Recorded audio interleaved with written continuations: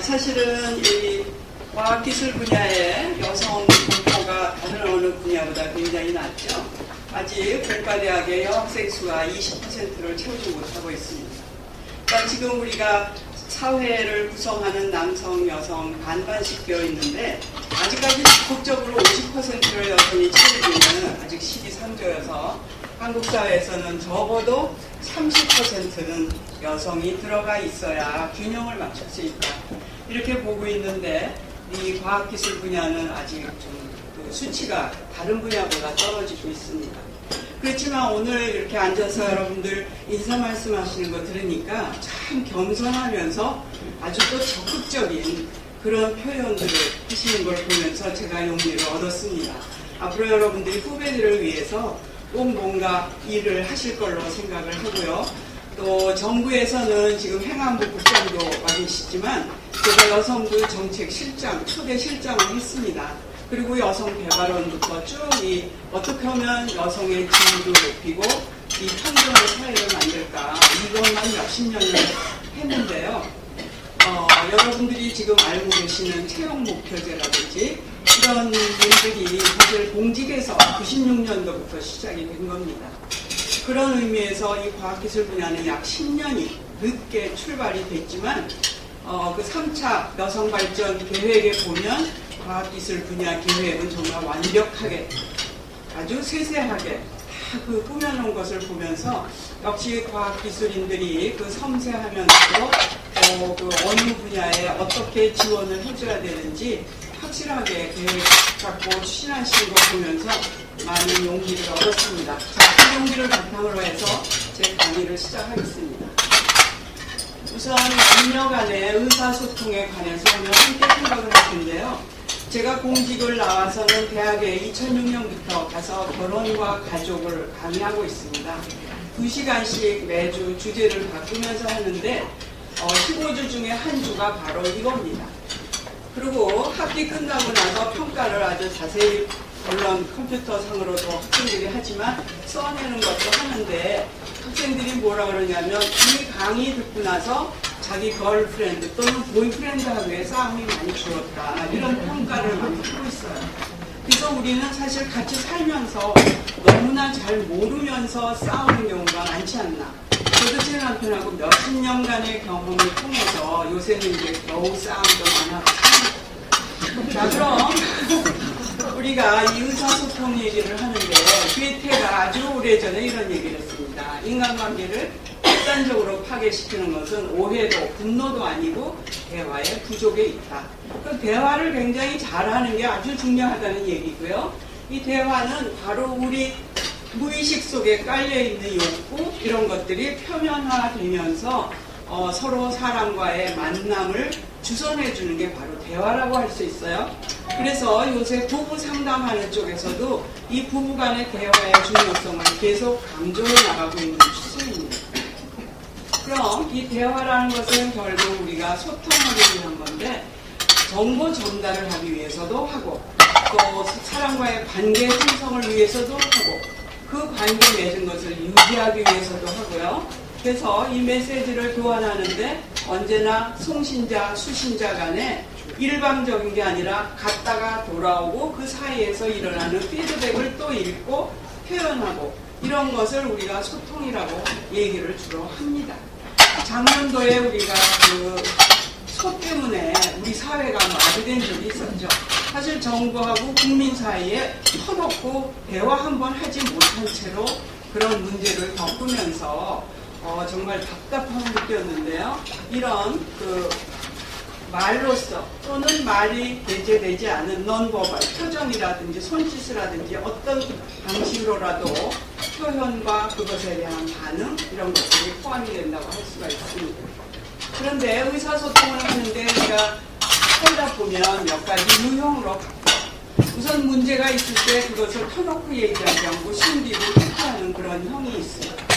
그래서 수면적으로는 평온하지만 속에 문제가 돌마 있는 것이고요. 자, 억제형은 그것을 자기가 많이 누름으로 해서 속에 어떤 욕구나 분노가 있지만 그것이 표면화되지 않은 채로 겉은 평화롭지만 속에 아직 그 부분이 많이 깔려있는 형이죠.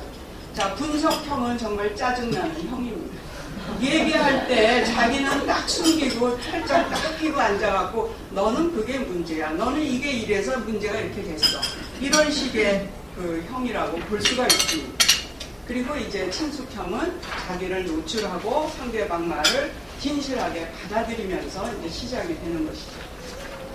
그래서 그 소통 단계를 보면 우선 자기를 개방해야지 되고요. 또 그 다음에 잘 듣는 게 굉장히 중요하죠. 여러분 결혼하신 분 많을 텐데 우리가 집에서 서로 의견이 안 맞을 때 끝까지 듣습니까? 안 듣습니다. 중간에 막 내 얘기를 하죠. 근데 우리 얼굴을 보면 이분 하나에 귀는 두 개예요. 왜 하느님이 이렇게 만들었을까요? 말하기보다 듣기를 많이 하라는 뜻으로 그렇게 우리가 이해를 해야 될 것 같고요. 그리고 알아들으면 고개도 끄덕이고 웃기도 하고 아니면 약간 이렇게 고개를 외로 꼬기도 하고 이렇게 해서 자기를 표현해 주는 게 굉장히 중요합니다. 제가 학교에서 강의할 때도 제 과목이 워낙 인기가 있다 보니까 400여 명의 학생이 모여드는데요. 세 반으로 나눠서 강의를 합니다. 여학생들은 박수도 치고 깔깔거리고 웃는데 남학생들은 계속 굳어 있어요. 그러니까 쟤네들이 내 말을 알아듣는 건지 아닌지 정말 답답합니다. 특히 제가 공무원 교육원에 가서 강의를 많이 하는데 제일 아주 정말 바람피우는 공무원이죠. 근데 그 사람들이 살아남기 위해서 표정 관리하는 거 이해하고 저도 공무원 출신이니까 알지만 그러나 긍정적 표현을 풍부하게 해주고 대신 부정적 표현은 굉장히 조심스럽게 해주는 게 필요하다는 거죠. 그리고 다 알지만 미안해, 고마워, 사랑해 이게 서로 인간관계 맺기에서 굉장히 중요한 하나의 부부 사이에만 쓰이는 게 아니라 인간관계에서 아주 중요한 약이라고 할 수가 있고요. 또 아주 한 번에 몰았다가 어떤 사람들이 그런 적이 있죠. 보통 때 표현 안 하다가 결혼 5주년 되면 갑자기 크게 해주고서 감동시키겠다. 그게 아니라 늘 조그만 일이지만 자주 그런 표현을 해주면서 관계를 잇는 것이 중요하다고 보겠습니다. 그런데 남녀 간에 같은 점이 많으냐 다른 점이 많으냐 여성학 쪽에서 굉장히 많은 논쟁을 거치기도 하고 그랬는데요. 학자마다 다릅니다. 그런데 대개 여성학 쪽에서는 남녀는 똑같다. 그런데 왜 이렇게 사회에서 다르게 역할을 하고 성격도 달라지느냐. 후천적 교육에 의한 것이다. 환경을 그렇게 만든다. 어렸을 때부터 남자애 여자애를 다르게 키워서 그렇다. 이런 얘기들 많이 합니다. 근데 최근의 과학기술 분야에서는 이 두뇌 과학이 많이 발전을 보이면서 두뇌를 들여다보니까 남녀는 두뇌도 다르고 호르몬이 나오는 것도 다르고 서로 다른 게 굉장히 많다. 생각하는 방식도 다르다. 그래서 아주 이것이 막 뒤엉켜 있습니다. 또 DNA는 뭔가 하면 우리가 아주 수만 년 전부터 살아온 방식. 남성들이 주로 그룹을 이루어서 사냥을 나가고 여성들은 집에 나와서 아이를 돌보면서 먹을거리를 주변에서 준비하고 이렇게 하고 살아온 것이 지금 이렇게 다른 점을 만들어냈다.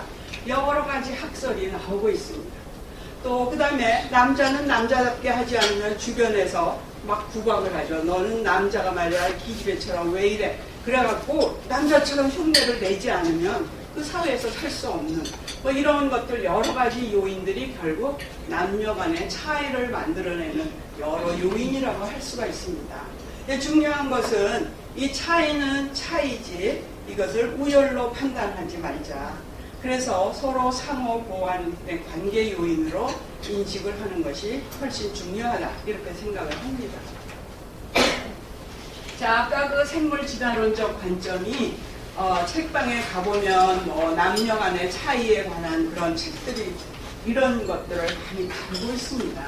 그러니까 남성들이 이게 어떻게 보면